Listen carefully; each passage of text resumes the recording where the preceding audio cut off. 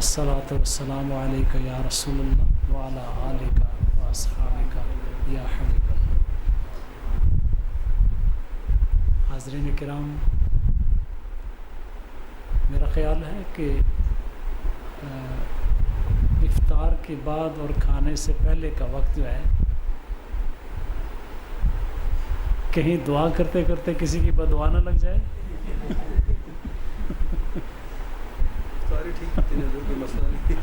تو پھر درخواست یہ ہوگی کہ اپنے پیٹوں کو دعا کے لیے مائل اور قائل کر لیں۔ کیوں حضرت؟ بالکل صحیح۔ جو نک پونجنے پہ نہ گل کرنا، ٹھیک ہے۔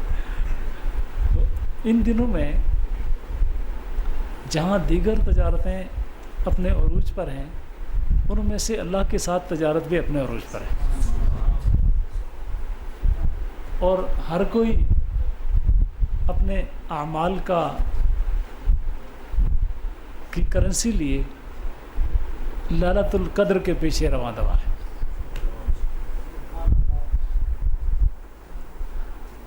اور لیلۃ القدر اجازت ہے تو سے بیچاری کو ہوں، اگر یہ بیچاری سامنے آ جاتی نا تو پتہ نہیں اس کی کتنی بولی لگتی۔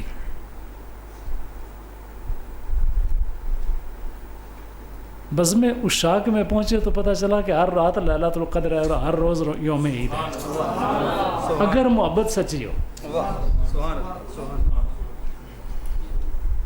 لیکن حضرت سید عالم علیہ الصلوۃ والتسلیم کی مہربانیاں بھی کمال ہیں۔ فرمایا ٹھیک ہے، لیکن وہ فریکوینسی ہر کوئی تو کیچ نہیں کر سکتا۔ میری امت میں گنہگار بھی ہوں گے، جن کا کوئی وارث نہ، ان کا میں وارث ہوں۔ تو جہاں پر حضور کی دیگر عطاؤں کی کوئی حد نہیں ہے، یہاں پر بھی سرکار نے ایک ایسا کھاتا کھول دیا جو مجھ جیسے مسکینوں کے لیے۔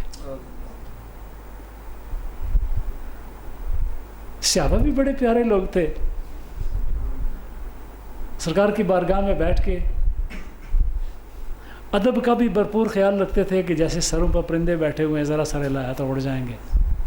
لیکن سوال کرنے میں بھی جہاں دیکھا کہ ہمارا فائدہ ہے، تو پتہ تھا کہ یہ ایسی مبارک ہستی ہیں، یہ ایسے عظیم آقا ہیں کہ ہو ہی نہیں سکتا کہ سوال اور جواب نہ دیں۔ یعنی کسی صحابی کے ذہن میں یہ تصور بھی نہیں تھا کہ میں سوال کروں گا اور سرکار جواب نہیں دے پائیں گے۔ یعنی عقیدہ یہ تھا کہ شہود ہو یا غیوب ہو، سب کچھ ہمارے آقا پہ آیا ہے۔ لہذا صحابی اس عقیدے کو دل میں سجا کے سوال کرتا تھا کہ عالم غیب کی بات ہو، عالم غیب تک ایکسس کی بات ہو، یا عالم شہود کے تصرف کی بات ہو، جس آقا پہ میں سوال کر رہا ہوں وہ دونوں دنیاؤں کا شہنشاہ ہے۔ سمجھ آ رہی بات کی؟ اس لیے آقا علیہ الصلوۃ والتسلیم پر صحابہ کے سوالات کو اگر نوٹیفائی کیا جائے اور اگر اس کی ایک پلاننگ کے تحت اسٹڈی کی جائے کہ صحابہ نے سوال کس طرح کی ہے اور ان سوالات کی جو ویٹیج کیا بنتی ہے، اس میں ادب کا معیار کیا ہے، اس میں اصول علم کا معیار کیا ہے، اصول تشریح کا معیار کیا ہے، اور اس میں عقائد کا کیا لیول بنتا ہے، اگر اس اعتبار سے سرکار کے سامنے کیے جانے والے صحابہ کے سوالات کو اسٹڈی کیا جائے، یقین مانے عقیدے کی کوئی جھگڑا رہتا ہی نہیں۔ ٹھیک ہے؟ تو اس اعتبار سے جب صحابہ نے ایک سوال کر ڈالا کہ یا رسول اللہ، بنی اسرائیل کے لوگوں کی عمریں تو بڑی لمبی تھی، ہمارا کیا بنے گا؟ کسی کے 1000 سال عمر، کسی کی 1400 سال عمر، کسی کی 1500 سال عمر، تو ہمیں جو ایوریج عمر ملی ہے وہ بلو 100 ہے اکثر، تو ہمارا اور ان کا کمپیریزن کیسے بنے گا؟ تو سرکار نے فرمایا ان کی ساری زندگی تمہاری ایک رات۔ ٹھیک ہے؟ ان کی ساری زندگی تمہاری ایک رات۔ ٹھیک ہے؟ وہ وقت تھا جب سرکار علیہ السلام نے لیلۃ القدر کا تعین فرمایا۔ اس کی تعین کی جہت کیا تھی کیا یہ سرکار کی دعا کے نتیجے میں ملی یا رب کی براہ راست عطا تھی؟ ایک کوشچن بنتا ہے نا. کیا سرکار نے ہاتھ اٹھا کے لیلۃ القدر مانگی تھی یا پروردگار نے شان قدرت دکھا کر فرمایا محبوب یہ گفٹ لے لو؟ اور گفٹ کیا تھا؟ شہر رمضان الذی انزل فیہ القرآن. کہ جس وقت میں تمہیں قرآن دے رہا ہوں نا تو پیکج قرآن کا تیرے لیے اور 1000 مہینوں کی عبادت کا پیکج تیری امت کے لیے. تو یہ نہ سمجھنا کہ صرف قرآن اور صرف تمہیں دے رہا ہوں، قرآن کے ساتھ جو ایڈیشنل بینیفٹ ہے تیری امت کے ہر امتی کو دے رہا ہوں. یہ پوائنٹس ہیں، ان پر ایک ایک نقطہ پورا عنوان بنتا ہے اور پوری ریسرچ مانگتا ہے. تو میں چونکہ طالب علم ہوں تو میں تو لگا رہتا ہوں اور جو کوسچنز سامنے آتے ہیں ان کو ٹیک اپ کرتا ہوں طالب علمانہ انداز میں، پھر جہاں تک پہنچتا ہوں نیک نیتی کے ساتھ آپ کے سامنے سجا دیتا ہوں. اب جب لیلۃ القدر کو اس کے سیڈ کو اسٹڈی کیا گیا تو سیڈ کیا نکلا؟ انا انزلناہ فی لیلۃ القدر. پروردگار کریم نے فرمایا تو نے مانگی نہیں، ہم نے دی ہے. یہ ان دعووں میں سے ہے کہ جس کا دعویٰ معراج میں کیا گیا کہ نبی نے جانے کا دعویٰ نہیں کیا. اللہ نے فرمایا سبحان الذی اسریٰ بعبدہ کہ پروردگار نے معراج کرانے کا دعویٰ کیا ہے. یہاں بھی سرکار نے قرآن لانے کا دعویٰ نہیں کیا. انا انزلناہ فی لیلۃ القدر، ہم نے اتارا ہے اور لیلۃ القدر میں اتارا ہے. اچھا، اور اگر یہاں پر ایک لمحہ مراد ہوتا، سوال بنتا ہے کہ کیا لیلۃ القدر ایک لمحے کا نام ہے یا پوری رات کا نام ہے؟ فرمایا انا انزلناہ فی لیلۃ القدر، لیلۃ القدر قدر کی رات میں اتارا ہے. اور پھر اسی سورہ میں فرما دیا سلام یا حتی مطلع الفجر، غروب آفتاب سے لے کے طلوع آفتاب تک اس کا ہر لمحہ قدر ہے. اس پر جو سوال بنا وہ آگے ہم ٹیک اپ کریں گے کہ بعض بزرگوں کا یہ کہنا کہ ہم نے دیکھا کہ ایک لمحے میں ساری کائنات سجدہ ریز ہو گئی،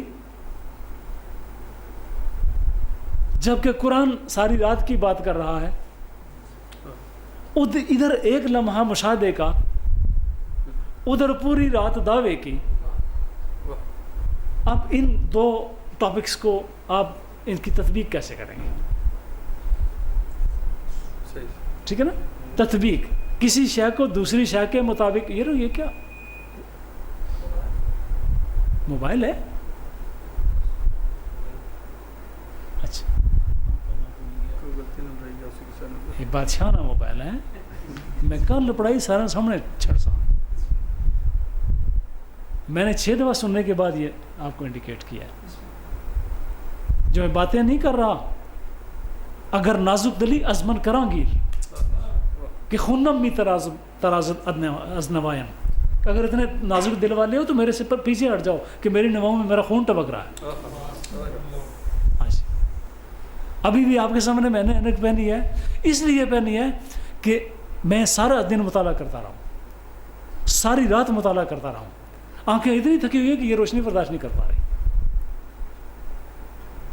اور میرے سامنے بیٹھنے والا بندہ گھنٹیاں بجا رہا ہو. تو سوال یہ بنا کہ ایک لمحہ پوری رات، رب کا کلام پوری رات، بندے کا مشاہدہ ایک لمحہ. جناب سوال سے آ کے سامنے رکھو. ہاں، پھر کوشچن نمبر 2 یہ بنا کہ اب جب کہ دنیا ایکسپینشن کی طرف جا رہی ہے،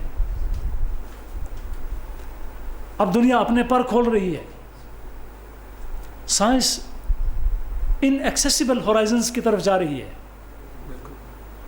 ان آفاق کو چھو رہی ہے کہ جہاں پر انسان کے علوم کو سطح پہ چیلنج کیا جا رہا ہے. سائنسدان کھڑا ہو کے، فلاسفر کھڑا ہو کے، ایون اسٹوڈنٹ کھڑا ہو کے کہتا ہے یہ جو تمہارا کلیم ہے کہ ایک رات ہے، جب وہاں پر رات ہوتی ہے اسی روئے زمین پر دوسرے مقام پر دن ہوتا ہے. بتاؤ دن کو لیلۃ القدر کہو گے, رات کو لیلۃ القدر کہو گے؟ کیا بات ہے. ٹاپک بنتا ہے نا کہ نہیں بنتا؟ اور سوال کرنے والے کا حق بھی بنتا ہے کہ یہ جو تم کلیم کر رہے ہو اس کلیم کی سائنٹیفک ریزننگ کیا ہے. تو ذرا اس ٹاپک کو چھیڑتے ہیں. لیلۃ القدر جنرلی عمومی طور پر قرآن کو دیکھیں تو قرآن عظیم الشان نے اس کو ڈسکرائب کر دیا جیسے بیٹے نے تلاوت فرمائی تھی. انا انزلناہ فی لیلۃ القدر وما ادراک ما لیلۃ القدر. سوال پروردگار نے ابھی اس سے کیا ہے, میرے محبوب جانتے ہو لیلۃ القدر کیا ہے؟ یہ جو ایوارڈ تمہیں دے رہا ہوں, ہاں ایک میرے ساتھ اچکولے کھائیے, میں کیا کہہ رہا ہوں, جو رحمت کے سمندر میں تیر رہا ہو. انا انزلناہ فی لیلۃ القدر وما ادراک ما لیلۃ القدر. محبوب جانتے ہو نا کہ یہ لیلۃ القدر کیا ہے؟ قدر کسے کہتے ہیں؟ قدردانی کرنے کی, تیرا اعزاز ہے. آگے لیلۃ القدر خیر من الف شہر, کہ لیلۃ القدر 1000 مہینوں سے افضل ہے. کتنی افضل ہے یہ نہیں پتا, یہ نقطہ کسی نے بیان نہیں کیا ہوگا, اس سے زیادہ افضل ہے. تو پروردگار پاک کے کسی اچھی بات پر دینے کا پہلا معیار کیا ہے؟ 1 کے 10 گنا یا 70 گنا یا 100 گنا یا 1000 گنا یا اس سے بھی زیادہ. پروردگار کریم کا دینے کا پہلا معیار یہ ہے کہ 10 گنا سے کم دینا ہی نہیں. ٹھیک ہے جناب, تو 1000 کو 10 سے ضرب دینا کم از کم, ہاں تو 10,000 مہینوں کے برابر بنتی ہے, اور یہ کم از کم ہے. وہ کم از کم لیسٹ ہی کی بات کر لو, میکسیمم کی بات نہ کرو, کو پتہ ہی نہیں ہے, اس کی رحمتوں کے سمندروں کی کوئی انتہا ہی نہیں ہے, لیکن لیسٹ کی کوئی بات تو کر دینا کہ خدا کے دینے کا معیار کیا ہے؟ کم از کم 10 گنا. جی لیلۃ القدر خیر من الف شہر. اے میرے محبوب جانتی ہو یہ تمہارا اعزاز اور تمہارا ایوارڈ کی سطح کا ہے. تیرا ہر امتی ایک رات جا کے دیکھے 10,000 راتوں کو ثواب نہ دوں تو رب نہ کیا. ٹھیک ہے, اور اس کے بعد تنزل الملائکۃ والروح فیہا. اس میں اترتے ہیں ملائکہ اور روح. یہ میں ابھی علماء کی جو عمومی باتیں تفسیر میں لکھی ہیں ان کی بات کر رہا ہوں. اس پر اگر آپ کو ٹائم ملے نا تو حضرت پیر کرم شاہ صاحب رحمۃ اللہ علیہ کی تفسیر ضیاء القرآن دیکھ لیں. بلکہ میں سب کو ریکمینڈ کروں گا, بڑی اچھی تفسیر ہے, اس کو اسٹڈی کریں اور آپ کو جنرل ریسرچ آپ کو مل جائے گی. اس میں ملائکہ اترتے ہیں اور روح اترتی ہے. بعض نے لکھا کہ روح سے مراد روح القدس ہے, روح القدس حضرت جبریل امین, اور بعض نے لکھا کہ روح فرشتوں کی پوری جماعت کا نام ہے. دونوں میں سے جو ہو اترتے تو ہیں. اچھا, بِإِذْنِ رَبِّهِمْ, رب کی پرمیشن کے ساتھ. یہ آیہ کریمہ بتا رہی ہے کہ فرشتے پروردگار پاک کے جب اترنا چاہتے ہیں تو رب کی اسپیشل پرمیشن سے اترتے ہیں, ورنہ انسانی دنیا میں یعنی محبوب کبریا کی امت میں آنے کی وداؤٹ پرمیشن اجازت ہی نہیں. یہ بِإِذْنِهِمْ کیوں کہا؟ ہاں جی, وداؤٹ پرمیشن محبوب کبریا تیری دنیا میں فرشتہ بھی نہیں آ سکتا. کبھی کسی نے یہ نقطہ اٹھایا ہے؟ من ذا الذی یشفع عندہ الا بإذنہ, یا اذن کی بات شفاعت میں آئی ہے یا اذن کی بات نزول ملائکہ میں آئی ہے. ٹھیک ہے, یعنی اس کا مطلب ہے کہ اسپیشل پرمیشن گرانٹ کی جاتی ہے, اے فرشتوں تم انتظار کرو لیلۃ القدر کا، ہر رات میں نہ جانا، ہر لمحے میں نہ جانا. ایک لمحہ آئے گا جب ہم رحمتوں کے دروازے کھول دیں گے اور کہیں گے no you are permitted to go there, اب تمہیں اجازت دی جا رہی ہے، جاؤ. ٹھیک ہے جناب. بِإِذْنِ رَبِّهِمْ، اپنے رب کے اذن سے. بات محبوب تجھ سے ہو رہی ہے، وہ اپنے رب کے اذن سے آتے ہیں. کیا وہی انہیں کا رب تیرا رب نہیں ہے؟ سوال تو بنتا نا. وما ادراک ما لیلۃ القدر، تو کیا سمجھا؟ بات ہو رہی ہے نا محبوب سے. فرشتے آتے ہیں، یعنی وہ دے THEY دے. ٹھیک ہے، فرشتے آتے ہیں اپنے رب کے حکم سے.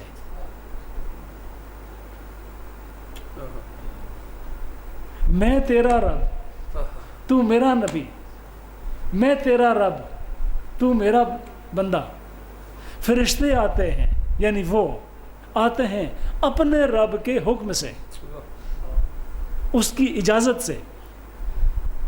اس کا مطلب ہے پروردگار کریم کی رحمت کے نزول کی شانوں میں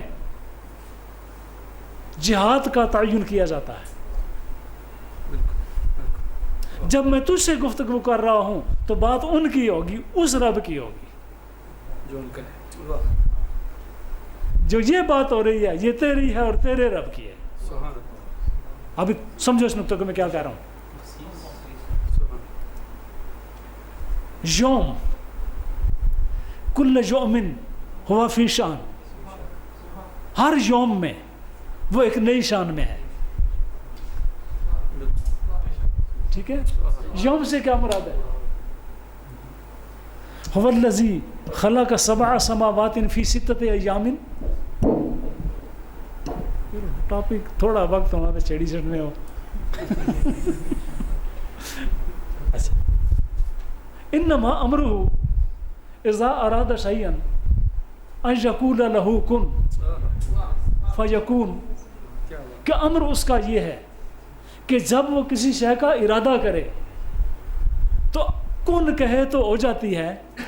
هو الذی خلق سبع سماوات فی ستۃ ایام، کہ یہ وہ رب ہے جو 7 دن تک لگا رہا آسمان بنانے میں. سوال اٹھا کہ نہ اٹھا؟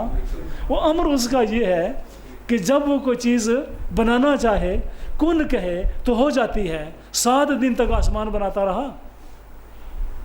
حضرت علامہ اقبال واحد ہستی ہیں جنہوں نے یہ ٹاپک اٹھایا ہے.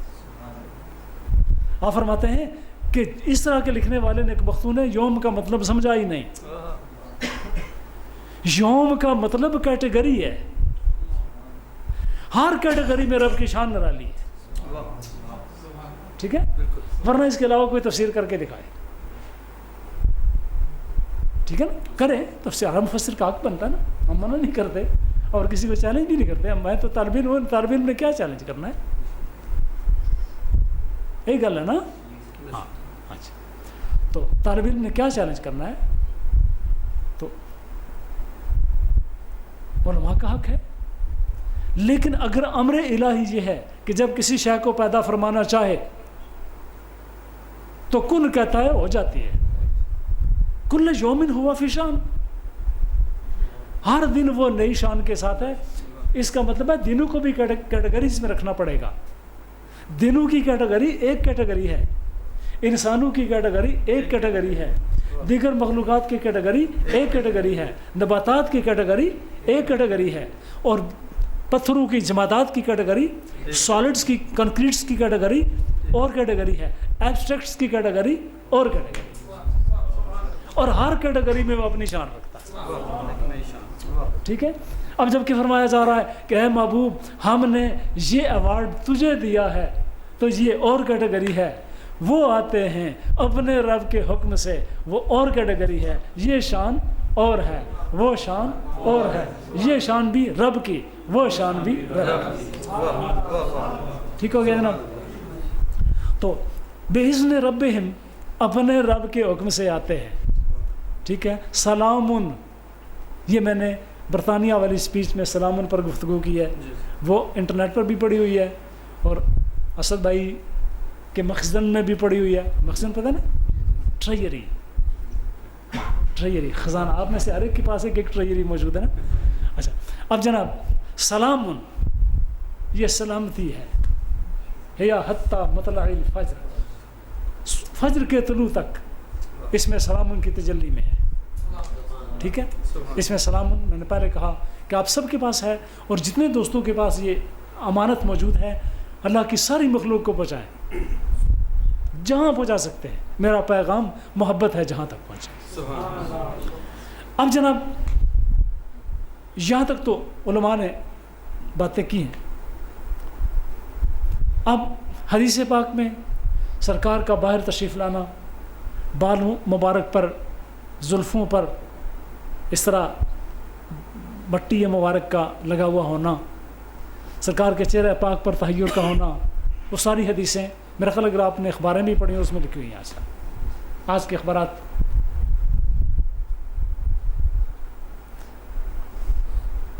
کے اندر یہ ساری چیزیں موجود ہیں. اس سے جنے کہ میں منڈی لانا تکنا تو یہ سخت غصہ چڑھنا. ایکسرسائز کا ٹائم نہیں، سمجھنے کا ٹائم ہے میں کیا کہہ رہا ہوں. تو جناب یہاں تک تو علماء نے لکھا. بعض نے کہا جی 23ویں رات ہے، بعض نے کہا کہ 27ویں رات ہے، اور بعض نے کہا کہ لیلۃ القدر کو رمضان شریف کی آخری طاق راتوں میں تلاش کرو. یہ تو باتیں ہو گئیں ان کی جن کو عوام کے کھاتے میں رکھا جا سکتا ہے.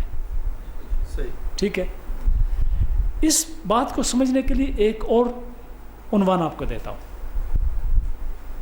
اگر خداوند کریم کی ذات پاک کو جس کو سمجھنا ممکن ہی نہیں، ٹھیک ہے، تفکروا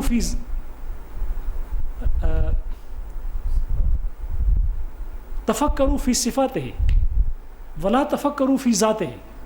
ٹھیک ہے، حدیث قدسی نبی پاک صلی اللہ علیہ وسلم کی حدیث ہے کہ حدیث قدسی ہوتے جس میں الفاظ رب کے ہوں، بیان سرکار کا ہو. اس میں بیان سرکار کا لفظ ہے، حدیث قدسی نہیں، سرکار کی حدیث. اب کہ اس کی صفات پر غور کرو، اس کی ذات میں غور نہ کرو. سرکار نے فرمایا کہ اس کی ذات سے محبت کرو، صفات کو پر غور کرو. اس کا مطلب یہ ہے کہ محبت کا کھاتا ذات کا ہے، علم کا کھاتا صفات کا ہے.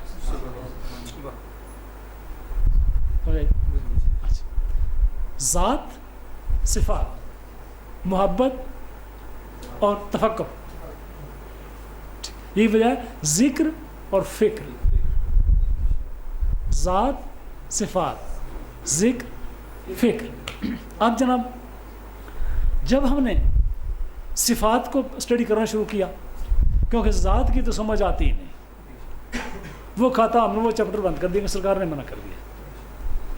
اب جب صفات پر غور کرنے نکلے تو ایسی صفت جو ہر جگہ پر جامع ہے وہ کون سی ہے؟ اس پر ایک سوال اٹھا،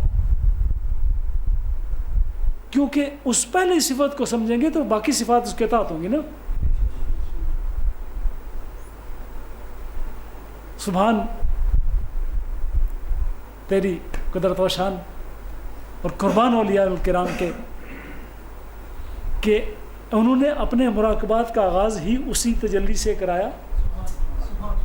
اولیاء نقشبند کی مراقبات کی لسٹ دیکھیں، پہلا مراقبہ کس چیز کا ہے؟ مراقبہ احدیت. ٹھیک ہے، مراقبہ احدیت، یعنی اینما تولوا فثم وجہ اللہ، کہ جدھر بھی منہ کرو گے اللہ ہی اللہ.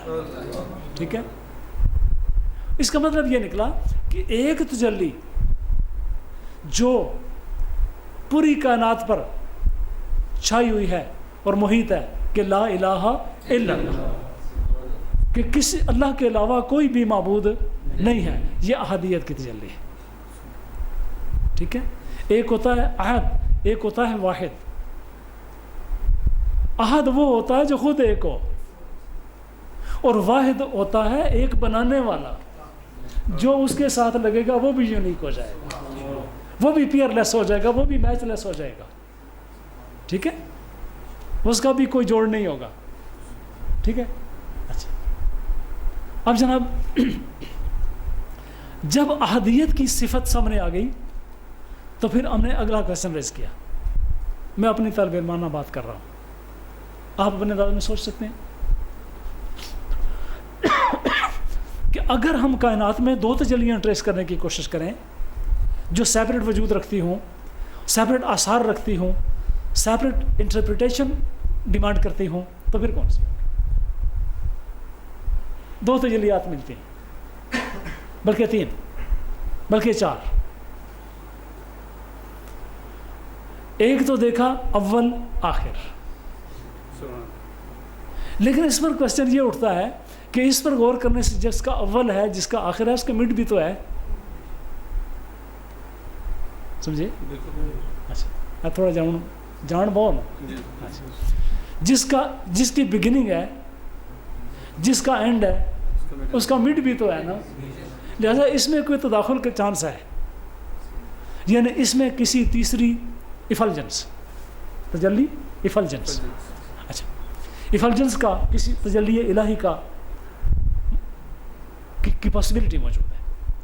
لہذا اس میں کہیں 2 کو ڈسکس کرتے کرتے تیسری سے واسطہ پڑ گیا تو پھر کیا بنے گا؟ اس لیے ہم نے اس چیپٹر کو کلوز کر دیا کہ اس میں تداخل اور انٹرپولیشن کا چانس موجود ہے. ٹھیک ہے نا. اب ہم نے کوئی ایسی تجلیات ٹریس کرنے کی کوشش کی.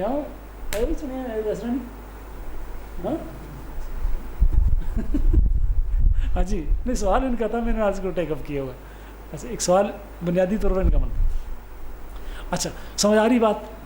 اچھا, تو اب کوئی اور تجلیات تلاش کرنی پڑیں گی کہ جن میں کوئی تیسری کا تداخل کا چانس کم ہو.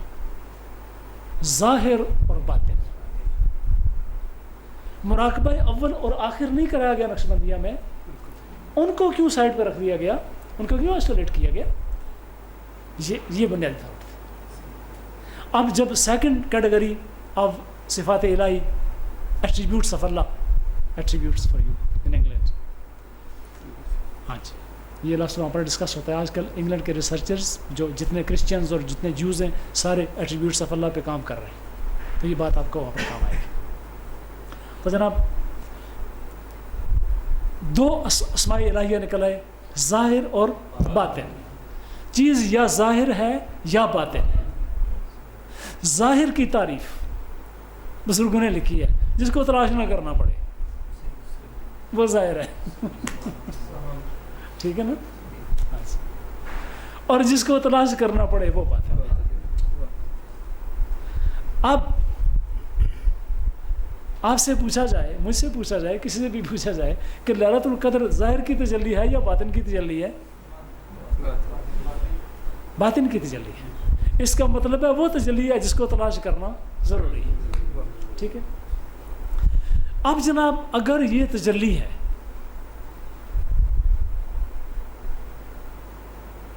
تو پھر اس میں ظاہر کی کوئی بھی فریکوینسی اس کو کیچ نہیں کر پائے گی. Frequency of your mind, thinking as a result of your senses, the use of your senses and experimentation of your senses failed. کیوں کہ آپ کے مائنڈ کی فریکوینسی اسی وقت کام کرے گی جب دیکھی ہوئی شے پر بات کرے گی. آپ کے مائنڈ کی فریکوینسی اسی وقت کام کرے گی جب کہ کسی olfactory شے پر غور کرے گی. کیا ہوتی ہے جی؟ سونگنے والی. ٹھیک ہے. اور اگر وہ کام کرے گی تو کسی آڈیٹری شے پر, یعنی سننے والی شے پر. ٹھیک ہے. یا کائنیستھیٹکس پہ بات کرے گی جو آپ چھو سکتے ہیں. ٹھیک ہے. یہ تو سنگ بتا رہے کہ دے لفظ تو سنے ملک ہے میں تو سے سارے محنت کرنا دے. ٹھیک ہے. کوئی بھی تجلی, ٹیسٹ کی تجلی, شامہ کی تجلی, سامعہ کی تجلی, باصرہ کی تجلی, لامسہ کی تجلی, سب تجلیات مل کر ذہن کا ایکسپیریمنٹل زون بناتی ہیں جس میں اس کے علم کا سارا انحصار ان تجلیات پر ہے جو اس کے اپنے تجربے سے گزری ہوں۔ ظاہر کی ڈیفینیشن یہ ہے کہ جو انسان کے کسی بھی تجربے کی فریکوینسی سے باہر ہو۔ اس کا مطلب ہے کہ your mind can not trace لیلۃ القدر۔ ٹھیک ہے، یہ تجلی اس میں باطن کی ہے۔ اس میں باطن کی ایک اور تجلی بھی ہے جس کو اسم اعظم کہتے ہیں۔ ٹھیک ہے، لیلۃ القدر باطن میں، اسم اعظم باطن میں، رب کریم خود باطن میں، اس کے ملائکہ باطن میں۔ کیا وجہ ہے کہ سائنس آج دن تک پورا زور لگانے کے باوجود فرشتوں کو کیچ نہ کر سکی؟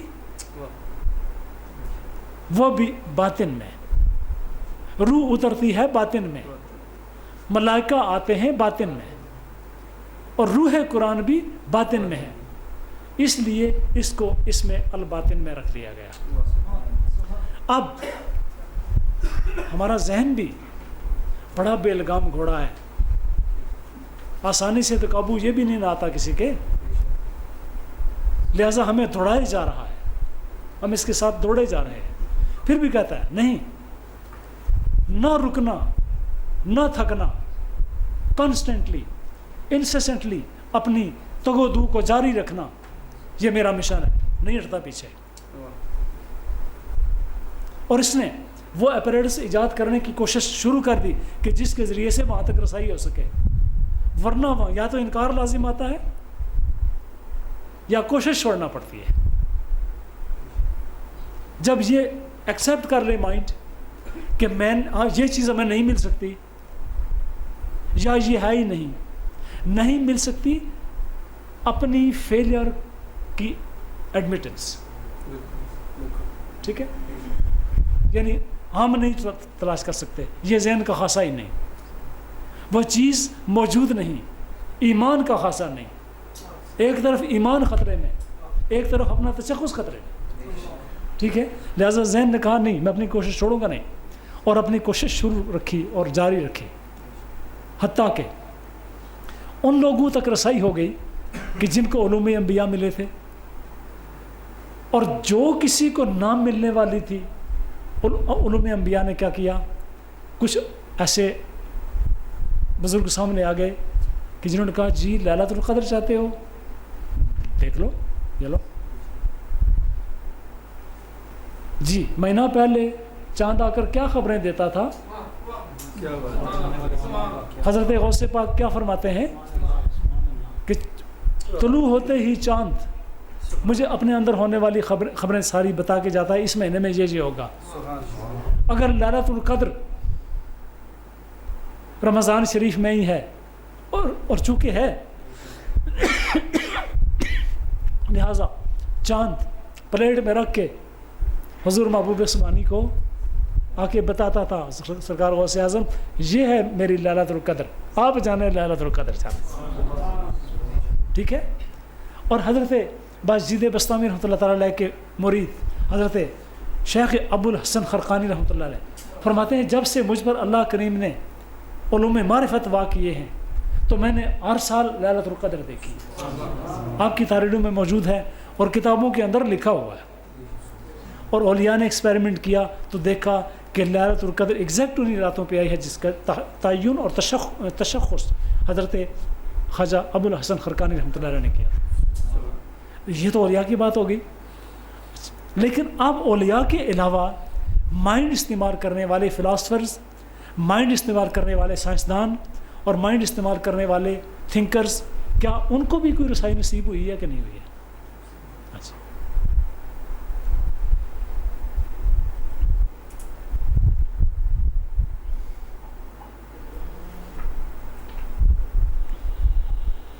تو انہوں نے ہمارا اور کوئی مسئلہ حل کیا ہو یا نہ ہو، ایک مسئلہ انہوں نے حل کر دیا کہ کیا لیلۃ القدر صرف مکہ مکرمہ شریف میں ہی ہوتی ہے اور بیت الحرم میں ہی ہوتی ہے اور جبریل امین وہیں اترتے ہیں، یا یہ شفٹیبل ہے، ٹرانسفریبل ہے؟ جی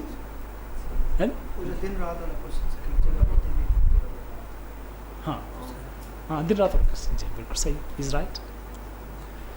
کیا لیلۃ القدر وہاں ہی ہوتی ہے یا پورٹیبل ہے, ٹرانسفریبل ہے, شفٹیبل ہے؟ اس پر ہم نے کہا جی عابد بھائی یہ ہمارا سائنس کا مسئلہ پیدا ہو گیا ہے. آپ بتائیں جب سائنسدان نے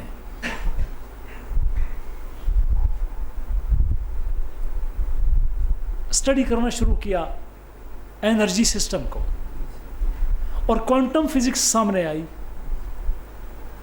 تو اس نے اپنی تھیوری یہ پیش کی کہ جس کو تم ٹائم کہتے ہو یہ پارشل ویژن کا نام ہے. کیا بات ہے, ٹھیک ہے, پارشل ویژن کا نام ہے. یعنی جتنا ڈسٹینس ہوگا اتنا رزلٹ ڈفرینٹ ہوگا. ٹھیک ہے, ایک بندہ والی بال کھیل رہا ہے, ٹیم کھیل رہی ہے, کچھ لوگ اس کے پاس کھڑے ہیں, ایک اور والی بال کا سائز ایک کو اتنا سا نظر آتا ہے, دوسرے کو ذرا بڑا, تیسرے کو مکمل والی بال کا سائز, چوتھے کو ایک ذرے کے برابر. کیوں؟ والی بال تو سائز ایک ہی رکھتا ہے نا. تو یہ کیا وجہ ہے کہ کبھی ذرہ ہے, کبھی اورنج ہے, کبھی فٹ بال ہے, کبھی والی بال ہے, اس کی جو کوانٹیفیکیشن کیوں بدلتی جاتی ہے؟ اس وجہ سے کہ اس کی جو آبزرویشن جو کی جا رہی ہے وہ ڈسٹینس بیسڈ ہے, ڈسٹینس اورینٹیڈ ہے.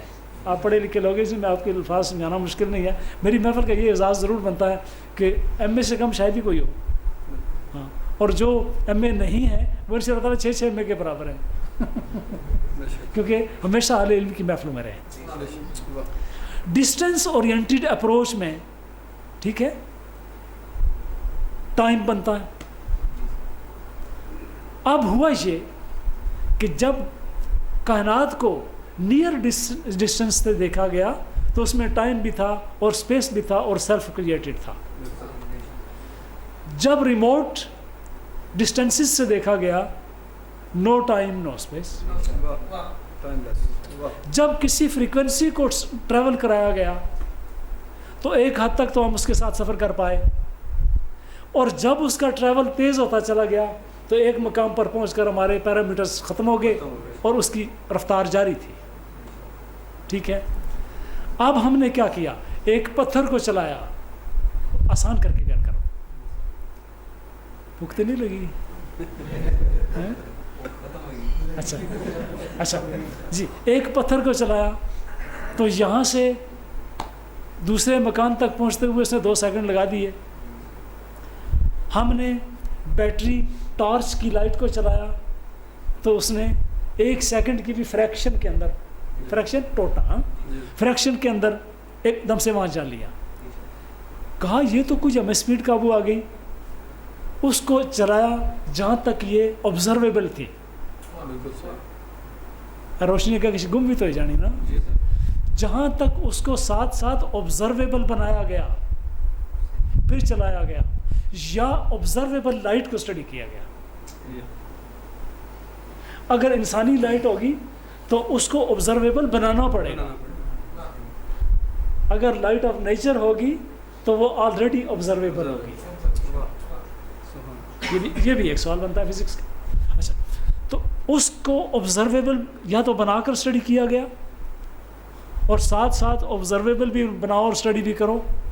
اب یہ اگر آئنسٹائن ہوتے تو میں ان سے پوچھتا جی, مشکل ٹاپک ہے نا. ہاں اچھا, لیکن بہرحال پڑھنا چاہیے. کیا لائٹ کو چھوٹے سے, آپ کا مائنڈ مجھے بڑا عزیز ہے. اچھا مجھے بتائیں کہ روشنی کو آبزرویبل بنایا جائے تو اسٹڈی ہوگی نا. اگر اندھیرے میں گم ہو جائے تو کہاں سے تلاش کریں, گزر گئی. ہاں, اس کو آبزرویبل بنانا پہلا کام ہے, میئر کرنا دوسرا کام ہے. ٹھیک ہے, اس کو چھوڑ دیں. پروردگار کریم نے جو لائٹس ہمارے لیے آبزرویبل رکھی ہیں ان کو لے لیں. اب جب ان کے ساتھ اسٹڈی کی گیا, سفر کی جو رفتار تھی اس کو اسٹڈی کیا گیا تو پتہ چلا کہ یہ روشنی جو ہے جو نیچر میں پروردگار کریم نے پھیلا رکھی ہے، جو نیکڈ آئی سے آبزرویبل ہے، ٹھیک ہے، جو کھلی آنکھ سے دیکھی جا سکتی ہے، اس کی سپیڈ وہ تو آپ کو پتہ ہی ہے، وہ تو گھر میں کیا بتاؤں، آپ مجھے بتائیں بلکہ 1,86,200 میل، ٹھیک ہے، فی سیکنڈ. اچھا، اتنا اس کو اسٹڈی کیا گیا کہ اگر 1,86,200 میل فی سیکنڈ سے کوئی چیز سفر کرے تو وہ 1 سیکنڈ، اگر اس 1 سیکنڈ سے سال بنائے جائیں تو اس کو اسٹڈی کیا گیا تو 1 نوری سال نکلا. ستاروں کی ڈسٹنس کو ناپا گیا تو یہ تعین ہو گیا کہ یہ اتنے نوری سال کے فاصلے پر ہے. اس کا مطلب ہے کہ عقل انسانی پر آفرین کہنی چاہیے، ذہن انسانی پر آفرین کہنی چاہیے کہ بغیر کسی راکٹ کے، بغیر کسی وہیکل کے، بغیر کسی اپلائنس کے روحانی طور پر عقل انسانی نے ٹریول کر دکھایا. آئنسٹائن کی آبزرویٹری کو چھوڑیں، آج تک کوئی نہیں ثابت کر سکا کہ اس نے کوئی آبزرویٹری بنا رکھی ہو یا لیبارٹری بنا رکھی ہو. آئنسٹائن نے جتنا ٹریول کیا سارا میڈیٹیشن میں کیا. یہاں پہنچ کر سائنسدان اور ولی کی اپروچ ایک ہو جاتی ہے، وہ بھی میڈیٹیشن، یہ بھی میڈیٹیشن، یہ بھی تحقیق، وہ بھی تحقیق، یہ بھی مسائل کا حل، وہ بھی مسائل کا حل. لہٰذا میں علماء کرام سے کہوں گا کہ سائنس کے فتوے نہ لایا کرو، سائنس ساری بڑی مدد کی تھی. اب جب سپیڈ آف لائٹ سے بھی آگے نکل گئے تو پھر ایک اور فریکوینسی کیچ ہو گئی جس کو ٹیکین فریکوینسی کہتے ہیں. ٹیکین فریکوینسی پر پہنچ کر وہ فریکوینسی پوری دنیا کی متصرف فریکوینسی بن جاتی ہے اور سپیڈ آف لائٹ سے زیادہ تیز سفر کرتی ہے، اور اس سفر کو ناپا نہیں گیا آج تک. فزکس پورا زور لگا چکی ہے، پیرامیٹرز پورے فٹ کیے جا چکے ہیں، سیٹ کیے جا چکے ہیں، اپلائی کیے جا چکے ہیں، لیکن ٹیکین فریکوینسی کو آج تک میئر نہیں کیا جا سکا. ٹھیک ہے، اہل روحانیت کہتے ہیں کہ جو فریکوینسی لیلۃ القدر کی فریکوینسی ہے وہ ٹیکین فریکوینسی ہے، جس کو سپیڈ آف لائٹ سے بھی زیادہ ٹریول کرنا پڑے گا تو ناپا جا سکے گا.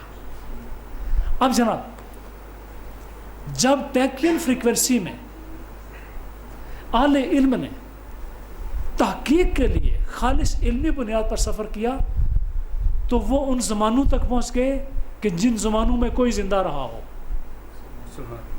یعنی پاسٹ میں پہنچ گئے، فیوچر میں پہنچ گئے، یا زندہ رہے گا.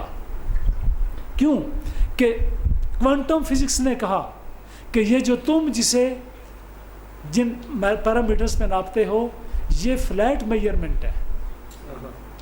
اگر کوانٹم بنیاد پہ ناپو گے تو پھر ڈسٹنس کو سامنے رکھنا پڑے گا، جیوگرافیکل سچویشن کو سامنے رکھنا پڑے گا. تو جب ایک ہی چیز کو اسٹڈی کیا گیا تو اس کے ہزاروں جہات نکل آئے. ٹھیک ہے، ہزاروں جہات کو اس کی ہر جہت کو سامنے رکھا گیا، اگرچہ جہت بھی اس ٹیمپرل اور اسپیشل ورڈ کی اصطلاح ہے، زمانی مکانی ورڈ کی اصطلاح ہے. اور فزکس کہتی ہے، کوانٹم فزکس کہتی ہے نہ زمان ہے نہ زمان ہے نہ مکان، لا الہ.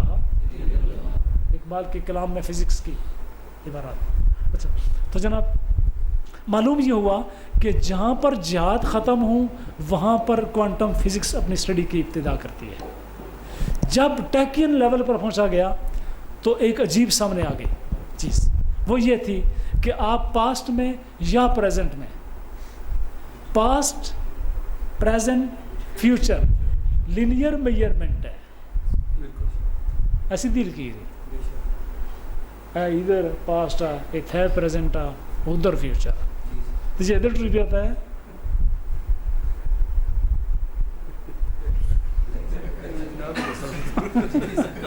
نہ پاسٹ ہے نہ فیوچر، لا الہ. ہاں جی، ادھر ٹرپ ہوتا ہے، ون اپر ٹرپ ہوتا ہے. جہاد تو بہت ساری ہے نا، اس لیے کوانٹم فزکس نے وہ فتویٰ ہی رد کر دیا کہ آپ کسی چیز کو فلیٹلی یا لینئر طریقے سے اسٹڈی کریں گے. جب اس ٹائم کو، جس ٹائم میں لیلۃ القدر اتاری گئی، کوانٹم لیول پر ٹیکین وائز کے ٹیکین لیول پر لے جا کر اسٹڈی کیا گیا اور انسانی ذہن کے اس پارٹ نے ٹریول کیا کہ جو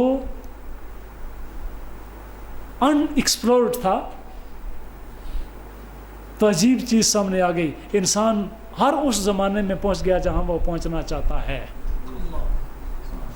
انسان نے زمانہ یوسف دیکھا، انسان نے زمانہ عیسیٰ و موسیٰ دیکھ لیا، انسان نے زمانہ ابراہیم و داؤد و سلیمان دیکھ لیا. انسان اپنی تخلیق کی منظروں پہ جا پہنچا اور اپنی کریشن کا منظر دیکھ لیا، آدم و حوا کو دیکھا. اب انسان نے جب فیوچر میں ٹریول کرنا شروع کر دیا تو آنے والے سارے دور کھول کر آنکھیں میرے آئینہ ایک گفتار میں، آنے والے دور کی دھندلی سی ایک تصویر دیکھ، ایک بات. ٹھیک ہے، تو انسان ان جگہوں پر پہنچ گیا جہاں میرے علی شاہ صاحب رحمۃ اللہ علیہ جیسی بزرگ فرماتے ہیں کن فیکون تے کل دی گل ایسی اگے پر ہی تے لگائی. یعنی سارے زمانوں کو عبور کر گیا، آنے والے دور کو طے کر گیا. ٹھیک ہے، اب یوں لگا کہ یہ سارا راز کیا ہے. جو ایونٹ اس دور میں تھا وہ ایونٹ اس دور میں دیکھا گیا، یہ دور وہاں چلا گیا، وہ دور یہاں آ گیا. جی عابد بھائی مسئلہ حل کرو، پتہ لگا. گھبرائی تو نہیں گئے ہو؟ ہاں جی ہاں جی پھنس گیا نا، کوئی پھنس نہیں، کوئی ابھی نکلتے ہیں، ایسے نکلیں گے، ایسے نکلیں گے. اچھا، یہ مجدد کا دربار ہے، یہ غوث اعظم کا دربار ہے، یہ حضرت شہنشاہ اجمیر کا دربار ہے. ہاں جی، یہ حضرت بہاؤالدین نقشبند بخاری کا دربار ہے. کوئی جو مرضی کہے لیکن ہم تو غلام ہیں نا جی. ہاں جی، اب معلوم یہ ہوا کہ اس پر غور کرنا پڑے گا. اس پر غور کرو کہ یوسف یہاں آ گئے یا عابد یوسف کے دور میں جا پہنچے. جی، جناب عیسیٰ یہاں کرم فرما ہوئے یا غلام محمد، غلام رسول، غلام مصطفیٰ حضرت عیسیٰ کے دور میں جا نکلا. کیونکہ منظر وہی ہے، سین وہی ہے، سینیریو وہی ہے، اکرنسز وہی ہیں، ایونٹس وہی ہیں، انسیڈنٹس وہی ہیں، وقائع وہی ہیں، حالات وہی ہیں، احوال وہی ہیں، حوادث وہی ہیں. کیا یہ دور اس دور میں چلا گیا یا وہ دور اس دور میں آ گیا؟ ٹھیک ہے، واہ. تو جناب اہل روحانیت پر آفرین کہنی چاہیے. انہوں نے کہا دوستو، کائنات میں ایک قانون جاری اور ساری ہے جو روح کائنات ہے، پوری کائنات کے تصرف کا قانون ہے، زندگی کی کامیابی کا قانون ہے. لاز آف سکسیس میں سب سے بڑا قانون ہے لا آف اٹریکشن. کیا بات ہے، لا آف اٹریکشن. اٹریکشن یہی نہیں کہ سامنے بیٹھے ہوئے بندے کو دیکھ لو تو کوئی میرا عزیز ہے، مجھے اچھا لگتا ہے. نہیں، 600 سال پہلے بھی کوئی عزیز ہو اور تم اس پہ کنسنٹریٹ کرو، یا وہ تم تک آ جائے گا یا تم اس تک چلے جاؤ. ٹھیک ہے، اٹریکشن نہ ٹائم کی پابند ہے نہ اسپیس کی پابند ہے. اٹریکشن ایک پل میں توڑ دیتا ہے پرواز وقت. اس کے آگے کچھ نہیں، انجام وقت آغاز وقت. ایک پل میں توڑ دیتا ہے پرواز وقت. ٹھیک ہے، ایک یہودی نے میڈیٹیشن شروع کی اور کہتا ہے کہ 2 انبیاء کے متعلق، خطیب الانبیاء حضرت شعیب علیہ السلام کے متعلق میں نے سنا ہے کہ جو ان کی بات سنتا تھا، بات سننے کے بعد ان کا ہو جاتا تھا. کیا وجہ ہے؟ ان کی بات سننی چاہیے. ٹھیک ہے، اور پھر محمد کون تھے کہ جس نے دیکھا انہی کا ہو گیا. وہ بیٹھ گیا، ہاں دکھا دے پھر وہی منظر اے صبح و شام تو، دوڑ پیچھے کی طرف اے گردش ایام تو. اور جب میڈیٹیٹ کرتا وہ ان زمانوں میں جا نکلا جب کہ خطیب الانبیاء حضرت شعیب علیہ السلام اپنی قوم کے سامنے کھڑے ہو کر واز فرما رہے تھے. ادھر واز کے الفاظ سنے، انہوں نے کہا سچ ہے اللہ کا نبی ہے. اور پھر محبوب کبریا کے دور میں جا پہنچا اور جناب دیکھا حجت الوداع میں سرکار خطاب فرما رہے تھے. بس پھر وہ چہرہ دیکھا، وہ آواز سنی، کہا لا الہ الا اللہ. ٹھیک ہے، زمانوں کو توڑ کے، وقت کی حدوں کو توڑ کے، فاصلوں کو توڑ کے، بریک کر کے جا نکلنا. ٹھیک ہے، یہ ہے اعلی روحانیت کے اپروچ. گر بتا دیں کہ بادشاہی کے، ہم فقیروں سے گفتگو کر لو، اور لیلۃ القدر کے پیچھے بھاگ کے مسجد میں 6 روٹیاں 10 پیالے گوشت کے کھا کے لیلۃ القدر نہیں ملا کرتی. ہاں ہاں زمانوں کو توڑنا پڑتا ہے، پیمانوں کو توڑنا پڑتا ہے. سبحان اللہ. ٹھیک ہے. سبحان. اب بتائیں اگر زمانہ عیسیٰ و موسیٰ علیہ الصلوۃ والتسلیم اس دور میں لایا جا سکتا ہے تو لیلۃ القدر نہیں لائی جا سکتی؟ کیا بات ہے. کدھر گیا سوال آپ کا؟ ٹھیک ہو گیا جناب، مسئلہ حل. مبارک ہو جڑے پھنسے نے پھنسے رہے. آپ کے مالک جاگ رہے ہیں. میرا خیال ہے بہت ہوگی کرنا آج، تو باقی انشاءاللہ خدا نے چاہا. دو چار الفاظ. جی صلی اللہ علیہ وسلم.